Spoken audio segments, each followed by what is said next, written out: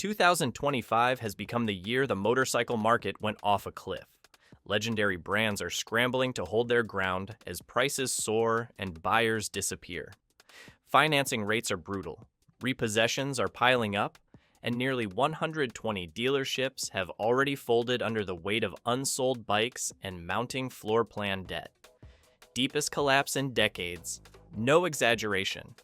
We're talking more than 60,000 brand new motorcycles just sitting there, lonely and unloved, on dealer lots. And these aren't bikes that have been there for a week or two, while some lucky buyer finishes their loan paperwork. Nope. Many of these beauties have been collecting dust for 200, 250, even 300 days. That's almost a year of nobody even kicking the tires. Walk into a dealership right now and it's eerie. Foot traffic has plunged 38% compared to last year, and online inquiries down more than 50%. So the sales floor looks like a post-apocalyptic showroom. Just rows of shiny machines with nobody around. If you've ever wanted to feel like the only survivor in a zombie movie, go visit your local motorcycle dealer. And prices? They have gone completely off the rails. Average motorcycle prices have shot up by 40% since 2020. Let me repeat that, 40%. That entry-level model that used to be your gateway into riding is now priced like it's auditioning for a luxury car commercial. It's no wonder most people are looking at these price tags and thinking, yeah, I could buy this, or, keep eating and paying rent. What's wild is that it's not just the smaller brands feeling the burn. We're talking about the big guns, Harley Davidson, Indian, BMW, Honda, Yamaha, Ducati, Suzuki, all caught in the same downward spiral. Production cuts, dealer bankruptcies, record repossessions, it's a buffet of bad news. Earlier this year, manufacturers were still trying to act optimistic, like, oh, it's just a small slowdown. Yeah, that optimism has evaporated faster than gas in an open tank in the middle of summer. Now it's survival mode, all hands on deck, just trying to stay afloat. Speaking of Harley Davidson, let's talk about how the so-called king of American motorcycles is doing. Not great. They've cut production by somewhere between 25 and 35%. But even after slamming the brakes on making new bikes, their showrooms are still overflowing. One look and it's like someone stockpiled road glides for the apocalypse. And these road glides? They're now going for over $30,000. Back in 2019, they were $22,000. That's an $8,000 jump in just a few years. Unless those extra dollars come with a side of gold-plated handlebars, that's insane. And while every other brand is rolling out liquid-cooled engines, advanced dashboards, and all the bells and whistles you'd expect in 2025, Harley is still clutching its Milwaukee 8 engine like it's some sacred relic. Sure, it's iconic, but at some point you've got to move forward. It's like insisting on using a flip phone in the age of smartphones and calling it heritage. And remember the Livewire electric bike? The one Harley dropped with a $30,000 price tag? It flopped so hard they basically shoved it out the back door and spun it off into its own brand like, look over there, that's not ours anymore. That bike was supposed to be their big move into the future, and instead, it just highlighted how far out of touch they are with younger riders. But Harley's not alone in this mess. Indian Motorcycles has been doing their own impression of how to ruin a good thing. They've also cut production, which is the motorcycle version of a panic move. And in 2023, they decided to change their iconic multicolor headdress logo to a bland, monotone corporate one. And I mean bland, like designed in a boardroom by someone who's never even sat on a motorcycle, bland. The forums lit up with writers calling it a betrayal, an erasure, an identity crisis. Because apparently, nothing says heritage brand like stripping away the very thing that made it instantly recognizable.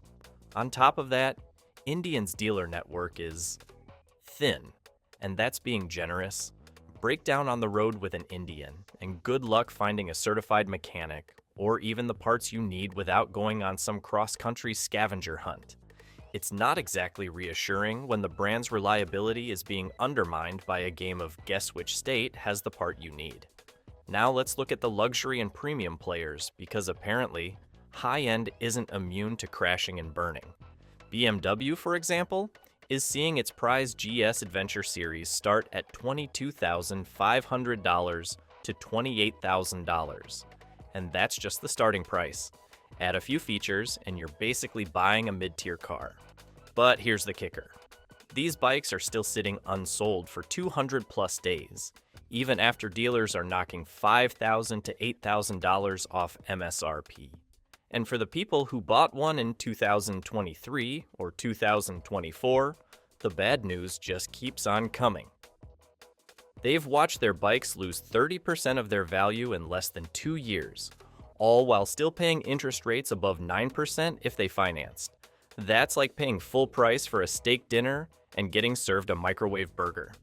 Ducati's another brand learning the hard way that exclusivity doesn't pay the bills when the economy's in the gutter. Their whole thing has always been about high performance and high price tags, but in 2025, that's a losing combo. Core performance riders just can't or won't drop $30,000 on a bike that loses 25 to 30% of its value before it even hits 1,000 miles. That's not a motorcycle. That's a financial prank. And the changes in Ducati dealerships tell the whole story. We're talking 0% financing promos, free gear bundles, markdowns big enough to make their old marketing team cry. These guys used to live by, "We don't do discounts," and now they're practically begging people to take bikes home. The exclusivity vibe? Gone. Completely. The funniest part, if you can call it that, is the way wealthy buyers are reacting. These aren't people who can't afford the bikes. They just don't want to waste their money watching the value plummet.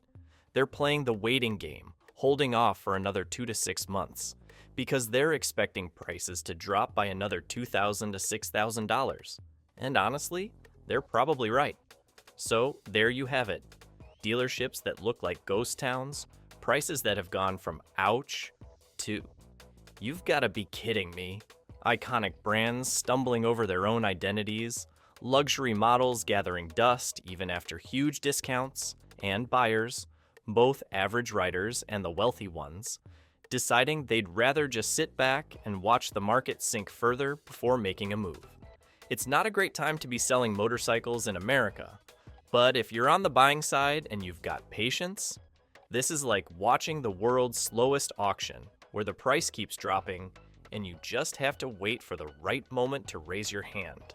So, the Japanese giants, the ones everyone used to point to when the American and European brands got too expensive or too unreliable, are now losing their biggest weapon, affordability.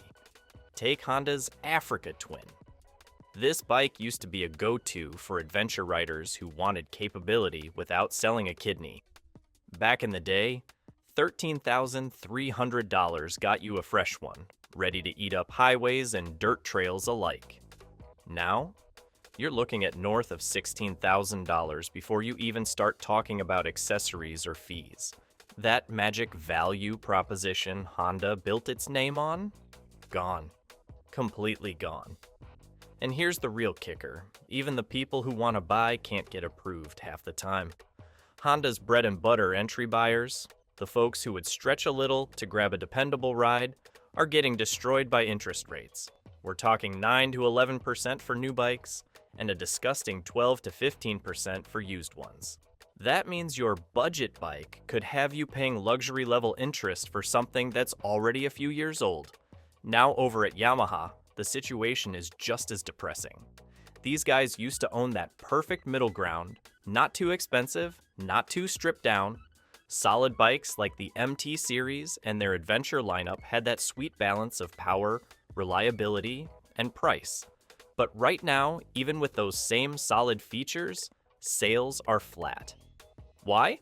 Because cash buyers have basically vanished into thin air, and the used market is so flooded that people would rather grab a lightly used machine for thousands less than touch a new one at full price. It's not that Yamaha suddenly forgot how to make bikes. It's that the buyers are gone, the demand is thin, and the competition for each sale is cutthroat. And then we have Suzuki, who seems to have wandered into a pricing no man's land. Their Hayabusa used to be this $14,000 legend, a cult status speed demon that gave you ridiculous performance for the money. Now it's creeping toward $19,000, which puts it in this awkward spot. It's too expensive for budget-conscious riders, but not exclusive enough for the premium buyers who want brand prestige. It's like showing up to a black tie gala in a really nice tracksuit. Sure, it's fancy compared to sweats, but it's still not a tux. All of these Japanese brands are being forced into heavy discounting to try to move units. And yes, they are cutting prices. But here's the thing. When prices have gone up over 40% since 2020, even the sale numbers feel inflated. Buyers aren't fooled. They see that the discounted price is still higher than what the full retail was a few years back, so they're just holding on to their money and waiting. Now, let's talk about the financing meltdown, because this part is brutal. Imagine this. A $25,000 Harley Street Glide, 10% APR. 60 months. You're looking at $531 a month in payments, plus over $6,800 in interest by the time you're done. And that's before you even touch insurance, registration, maintenance, or gear. All in, you're staring at $700 to $800 a month to ride. That's more than some people's rent. And it's not just a few people feeling that pain. 1 in 4 new motorcycle buyers in 2025 is carrying a payment of $500 or more every month. And here's the problem. A big chunk of them can't keep up. Defaults are hitting hard. Repossession rates are up 28 to 31% year over year. That's the biggest spike we've seen since the 2008 financial crisis. And these aren't old, beat-up bikes being repoed. A lot of them are near new, getting dumped at auctions for 40% less than retail. Imagine buying a bike, riding it for 6 months, and then seeing it sold for less than you still owe. That's enough to make anyone just hand over the keys and walk away. Dealers are getting crushed under this. Since January 2025, nearly 120 dealerships have shut their doors. That's an average of 1 every 2 days. The main killer? Unsold inventory and the monster known as floor plan financing fees. For anyone not familiar, most dealerships don't buy their stock outright. They take out short-term loans to put those bikes on the floor, and the longer the bikes sit unsold, the more interest they pay. Now picture paying thousands a month in interest for bikes that have been sitting there for 250 plus days. That's not just bad business, that's financial quicksand. Small dealers are the ones going under the fastest because they don't have the deep pockets to survive this. But even the big players are feeling the pressure. They can't just keep paying to warehouse inventory nobody is buying, especially when foot traffic is down and every sale feels like pulling teeth. And just to make the picture even bleaker, let's look at the demographic problem. The core of the motorcycle market for decades has been boomers, people who had the time, money, and desire to ride. But they're aging out fast. A lot are selling their bikes. Some are giving up riding altogether, and they're not being replaced quickly enough by younger riders. Why aren't younger generations stepping in? Well, let's see. Sky-high insurance rates, no affordable storage in cities, a licensing process that feels like a bureaucratic obstacle course, and perhaps the biggest one, motorcycles just aren't seen as essential anymore. They're not aspirational the way they used to be. To a lot of younger people, they're a nice to have, not a must have. And with everything else getting more expensive, nice to have doesn't make the cut. So here's where things are heading.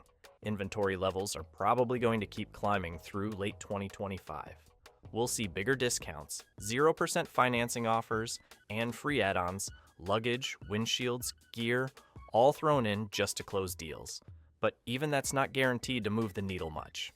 Subscribe now so you don't miss the next chapter of this two-wheeled meltdown, and all the insider updates on the brands fighting to survive.